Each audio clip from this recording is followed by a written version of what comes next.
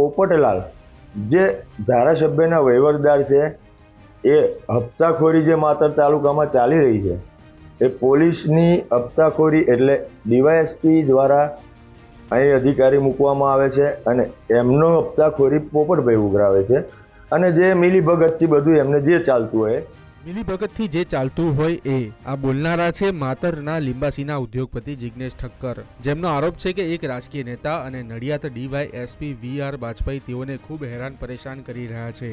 જિગ્નેશ ઠક્કરનો આરોપ છે કે સ્થાનિક પોલીસ તેમની ફરિયાદ લેતી નથી, જેના કારણે તેઓ અને તેમનો પરિવાર ખૂબ હેરાન પરેશાન થઈ રહ્યો છે। તેમનો આરોપ છે કે તેમની પર રાજકીય ઇશારે ખોટી ફરિયાદ પણ કરવામાં આવી છે। ડીજીપી દ્વારા ફરિયાદ લેવા સૂચન કરવા છતાં સ્થાનિક પોલીસ સાંભળતી નહીં હોવાનો આરોપ જિગ્નેશ ઠક્કરે લગાવ્યો છે।